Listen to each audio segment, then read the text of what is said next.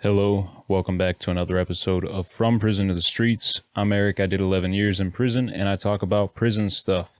In today's video, I'm talking about what happened after the events of my last video. In my last video, I talked about going to minimum. I hated it. I wasn't doing well. Some officer disrespected me.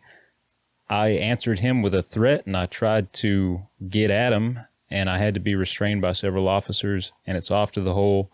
I'm losing my minimum custody, all that good stuff, and I'm picking up where I left off.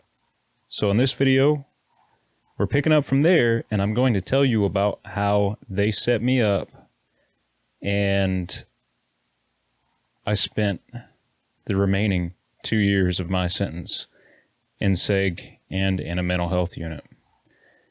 Granted, I did some stuff in that altercation that warranted punishment, but they did me dirty. They put up this pretense of a false investigation, and they kept me in the hole for longer than they should have been able to. That's what we're talking about today. Like and subscribe if you want to. We're going to get into this. Before I start with my story, though, I want to apologize for this weird lighting. I've shot this video several times today, and I've had problems with my camera equipment and stuff like that, so it is now nighttime, not optimal lighting, but we're doing this. I want to get this content out for you guys. Yeah. So let's get into this story. Let me tell you guys what happened. So we're going to start off with paperwork, and I am going to include paperwork with this story. I'm going to put it up on screen because when sometimes I tell these stories, some of you think that I'm just, weaving a yarn, I guess. But I'm actually going to put this paperwork up. It's from the incidents that I'm going to describe, so you'll be able to read it for yourselves, and it's there. The first thing I'm going to throw up on your screen is an administrative segregation report. This is after the incident in Winfield. You can kind of read through it, see what it's talking about. You can pause the video if you want. But it basically says a security emergency had to be called after I refused to be restrained in handcuffs after it was reported by CS1 Arnett that I made threatening statements. So there's that. I was forcefully taken to the ground and all that and thrown in the hole pending the outcome of a disciplinary hearing. The next thing I'm going to throw up on your screen is the actual disciplinary report for the disobeying orders that I got hit for that altercation. Once again, I made threatening statements, and when they tried to restrain me, I pulled away and told them to cuff me up. That's what you do. And it took several of them to put me in restraints. If you count the names under staff witnesses, there's 3 there, plus the guy who wrote the report. That makes 4. I want to say there was 5 people there, but maybe there weren't. But you can read through that. You can pause it if you want. So there's that. After all that went down, I went to the hole, and they were supposed to charge me with battery on an officer as well as disobeying orders and threatening and intimidating. However, after I apologized to the officer that I cut with the handcuffs, by the way, if you are lost in all this, I'll put a thing up somewhere around here so you can go check out that video and then you're up to speed. Anyway, I had cut an officer with the handcuffs when he was trying to restrain me, and they were going to charge me with battery on an officer, but I apologized to him because I really wasn't trying to cut that guy. I was trying to get at the officer who was giving me so much grief, and I failed to do that. So this entire thing, let this be a lesson to anyone who thinks they can make their situation better with violence. I did not make my situation better. I made it worse. I was looking at more time. It was bad, And I was looking at being max custody for the rest of my time. I made my situation worse, and it would continue to get worse. And we're going to talk about that too. But I had my DR hearing after they took me to the hole. I'm in the hole. It's the basement of a building there in Winfield. I don't even remember which building it was. But I'm in the hole.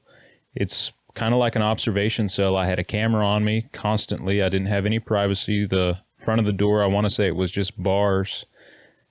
So no privacy, cameras, bed, toilet.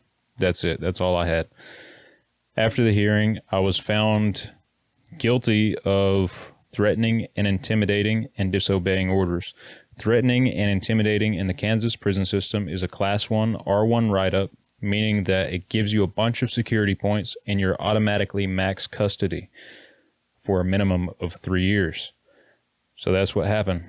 And the next day, I was supposed to be transferred to Lansing. However, Lansing didn't have a bed open immediately. They had to make a bed. So I was going to Hutch for holdover for 1 day, and then I was going to Lansing. So they transported me to Hutchinson Correctional Facility, which is a max security facility. And the transport was different from when I got, transported to Winfield from El Dorado. This was not a minimum transport. This was a max custody transport. So I had my hands cuffed in front of me. I had belly chains and I had leg irons. And because I was a seg inmate now, I was being transported in my own cage in the bus. The seat that I had was caged off. And this was a legit prison bus. Windows way up high so you couldn't see out. I had a camera on my seat. LED lights were used as running lights while the bus was in motion. However, they did not provide a lot of light. They provided enough light for the officers to be able to watch the cameras and see what was going on in the bus. We had other inmates with us on that trip to Hutchinson. I did not talk to them. I was not in a good mood. I was not in a good place mentally. I basically just kept my head down and we went to Hutch. When we got to Hutch, it was about the same thing. They took me to a place in the hole in Hutch. When you walk in Hutch, it is a imposing structure. It is an old prison, the second oldest in the state of Kansas. And it has these big limestone walls around the place. It looks like a castle. And that's where I went. And I didn't talk to anybody that night. I just hopped on my bunk and went to sleep. This entire time, I was in a transport jumpsuit. They didn't even take me out of the jumpsuit when I went to the hole in Hutch because they expected to have me back on the bus either the next day or the day after that. And I was actually on the bus the next day to Lansing. So first thing in the morning, we got on the bus, same gig. I'm in a cage by myself. There are other inmates on the bus, but I have that seat and that segregation cage to myself on the bus. And we picked up some female inmates somewhere, and they also got placed in a cage. Their cage was right in front of mine. And so we talked a little bit on the way. It was kind of neat because I hadn't had any unsupervised conversation with a woman since 2008. I had a chick who came up to visit me, but visitation is different from other female inmates. And it was a cool conversation until I told him I had a pretty violent case where I dragged a dude out in the woods and beat him up and shot him.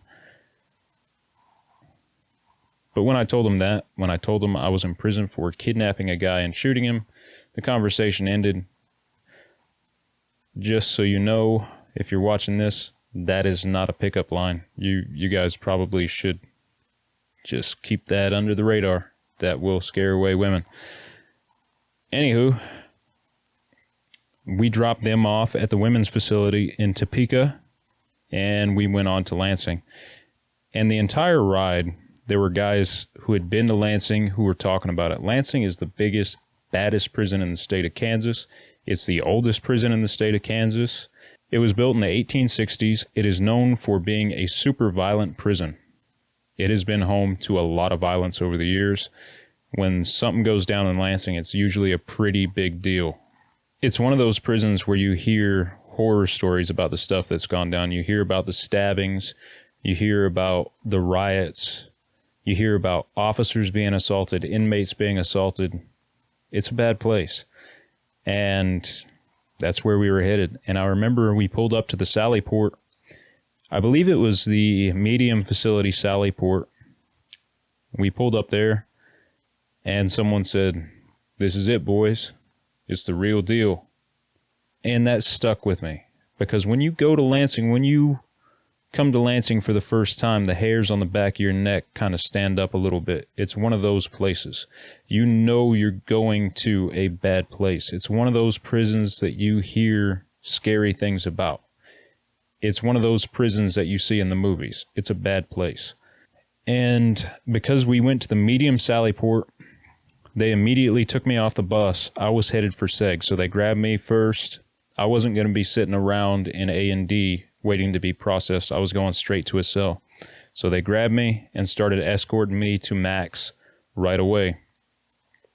And so we're walking through this prison, through the yards and stuff, and I see the Max unit, and the Max unit is this big walled-in prison.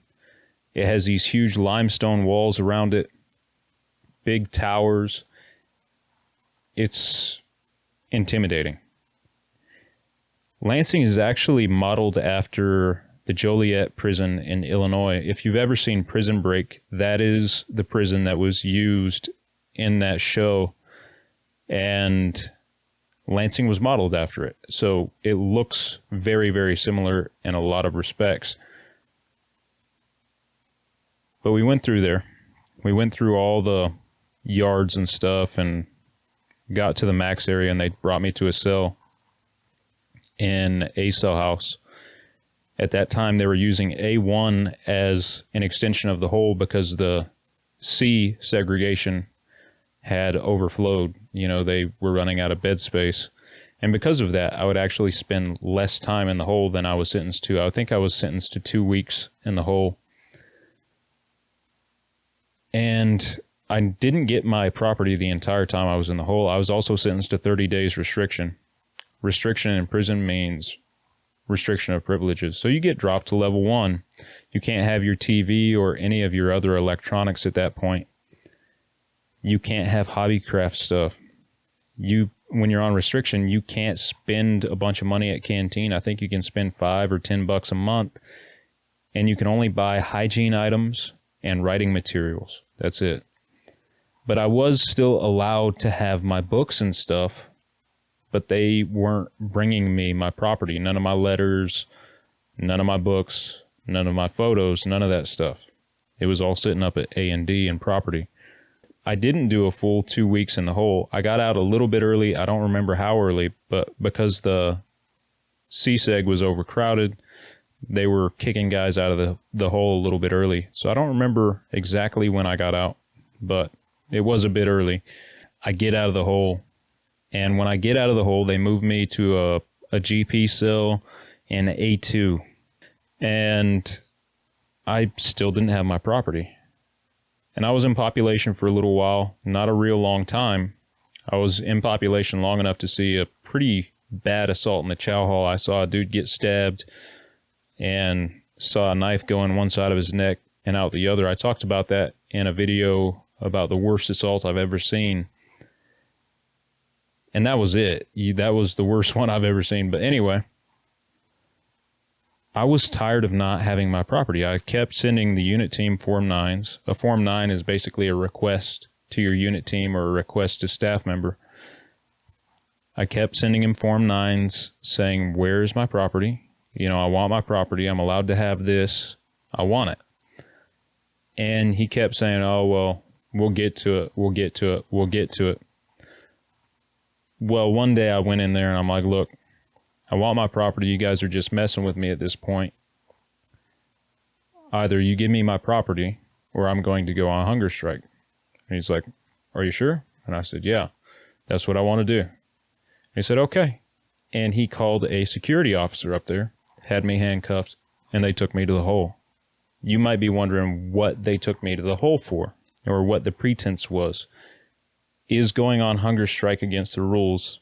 Technically, but they never send people to the hole for that. They never do write-ups for that. But they took me to the hole. And they gave me this seg report. And I'll put it up on screen for you. But it says I was being placed in administrative segregation, pending investigation status into my housing needs. And then on the investigation review, which I will also put up on screen. You're free to pause any of this stuff so you can read it. That's why I'm putting it up there. But I want you to read down this list on this administrative segregation review, because this tells kind of a better story of what they were doing here. You'll see a numbered list. And if we go down the list, the first four are the ones that are important. 1, it says I was in segregation pending investigation. 2, they weren't returning me to Gen Pop. 3, they planned on transferring me to another facility. And 4, it was for medical or psychological intervention. 4 I have highlighted. It's because it was for a medical or psychological intervention. They believe because of my hunger strike or my desire to go on hunger strike, that merited a medical or psychological intervention. So what they were doing is they were going to do a psychological intervention and transfer me to the mental health facility, which was Larned at that time, but they were in the process of shutting Larned down, at least the mental health side for max custody inmates. I was cool with that and said, whatever, I'm going to stay on hunger strike until you bring me my property, and then they'll just let me back out into population. So I went on hunger strike for a few days, and eventually they came and they negotiated with me. They said, okay, look, what do we have to do to get you to start eating? And I'm like, I just want my property. So they brought me my property. Not all of it, not the electronics and stuff, but they brought the property that I was allowed to have while I was on restriction. And they're like, okay, cool. We'll let you back out. But they didn't let me back out. I started eating again, and they were supposed to let me back out after 24 hours. And they never did. I stayed there for almost 2 months. And towards late April, I started inquiring about why I was still there. I'm eating. There's no more need for a psychological intervention. What's up, right? So I sent Form 9s in asking about why I wasn't being released. And on the 29th, I received this piece of paper, and I will put this up on your screen as well. But let me read this to you. And this is from one of the deputy wardens. It says, be advised that pursuant to IMPP blah, blah, blah, your current administrative segregation status of pending results of investigation shall be continued. The justification for this extension is that you are currently the subject in a pending investigation being conducted by the Enforcement, Apprehension, and Investigations section. More time is required beyond that already covered by the initial placement and extension in order to fully exhaust all leads developed during the investigation. Your release to general population prior to completion of the investigation would present a risk of jeopardizing the investigation, including those factors set forth in IMPP 20-1041B2B, thereby also placing the security of this institution in jeopardy.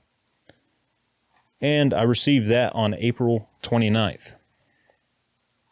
So what does all that mean? All of that was a really nice way of saying, we're not letting you out of the hole. We can't keep you here for disciplinary purposes, but we're going to keep you here. All of this was a really nice way of saying, you were a pain in the ass, you pissed us off, you can get out of the hole when we say you can get out. I always knew that they didn't like when you were on hunger strike, because every day that you're on hunger strike, all the deputy wardens have to have a meeting about you. It's very inconvenient. That's why you can kind of get stuff done that way. I did not realize that they disliked hunger strikes to the extent that they would make my life a living hell and just make up a fraudulent investigation to hold me in the hole. You'll notice that that piece of paper that I put up on screen has a big coffee stain on it. And the reason for that is when I got this, it came in the mail that night.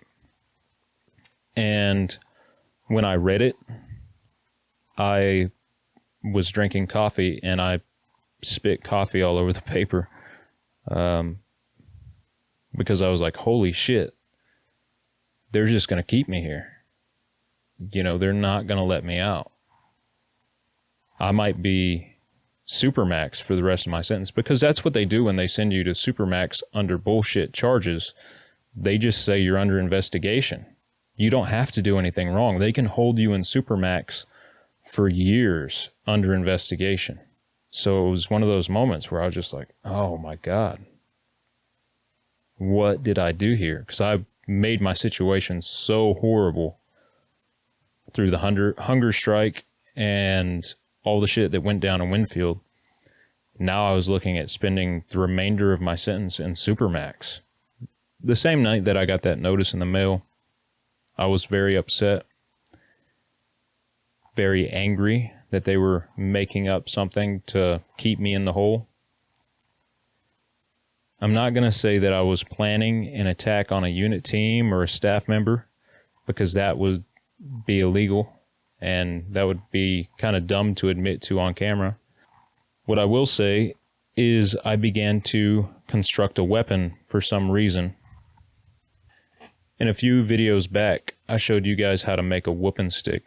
Basically taking paper and compacting it together very tightly to make a baton. That night I did something similar, and I got a piece of metal. I'm not going to say that I ripped it out of a locker. I'm not going to say that it was a shelf in my locker that I ripped out, because that would be destruction of property, which is also illegal. But somewhere I got a piece of metal, and I affixed it to that baton, so the baton became a handle, a makeshift handle. And I secured that piece of metal to the handle with some bootlace. It was pretty solid. And as I was sharpening this makeshift hatchet on the floor, my neighbor was supposed to be watching for the cops. Unbeknownst to me at the time, he was high. And he forgot that he was supposed to be watching for the cops. And a cop walked right up on me. And so I'm going to put this DR up here. It's torn because when it was served to me, I tore it up and I threw it at the officer who served it to me. But it says, on the above date and time, reporting officer heard a strange sound coming from cell C-223. Upon looking in the cell, reporting officer noticed inmate Swanson had something in his hand. I asked him what he had, and he showed me what appeared to be a homemade weapon. The weapon consisted of a piece of metal, a magazine, tape, and bootlace formed into a makeshift hatchet. Weapon turned over as evidence. He paraphrased there a little bit. We had a little bit of a standoff. I didn't give up the weapon immediately. Matter of fact, I got written up for disobeying orders. We had a standoff. He called the black suits. They were going to do a full-on cell extraction. It was at that point that I surrendered, because I don't know if you're familiar with cell extractions, but they come in with full riot gear on, mace, sometimes pepper balls, sometimes they will bring in bean bags, and usually at the end of it is a pretty severe beating for the inmate. So I was trying to avoid that, if at all possible. And they took me to the hole within the hole, which is called an MRA cell. It's a slam cell. So you have two doors and an enclosure on the outside. You have your regular cell and your regular cell door. And then beyond that door, you have a wall on each side. And then you have another wall, and you have a door in that wall. And the purpose is so you can't reach out and pass stuff to your neighbors. You can't talk to your neighbors or anything like that. And the first door, the inner door, is bars like a regular cell. And then the outer door is solid steel. And it has a small window like that to let in light. But they can sometimes put something over the window. They have a little thing that slips in the window, and you can't see out at all. It's completely dark. And the controls for the light on the cell are on the outside of that enclosure. So you can't turn your light on or off. The officers have that control. And if they don't like you, or if they're pissed off at you, they will shut it off for weeks at a time. Or they will leave it on for weeks at a time. On MRA status, you're not allowed to have anything in your cell. It's just you and a pair of boxers, a mat, and a concrete slab. You have no blankets. You have nothing. You're just in your underwear with a mat on a concrete slab in a cell. And that's where I was at. And it was April in Kansas. It was very cold.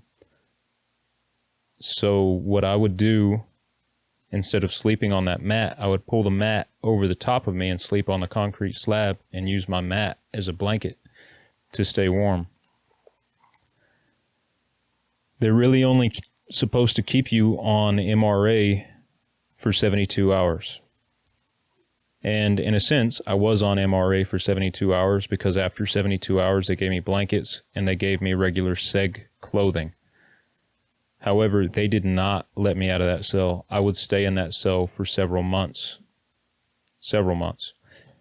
And so I'm going to do an entire video just on what the hole was like. For now, I believe I'm going to leave off right here. The takeaway is they kind of set me up with a facade of a investigation just so they could hold me in the hole. And they screwed me over big time, and I screwed myself over by trying to buck the system. They don't like when you do that, and anytime you do that, you're looking at facing consequences, and it's all bad. So I don't know that there is a positive takeaway here, aside from the fact that I was still alive, but I'm going to talk about what the hole was like in Lansing. I was there for years. So I will see you in the next video. We'll talk about that. Thank you for watching. This has been another episode of From Prison to the Streets. I'm Eric. I will see you all later. Break these chains.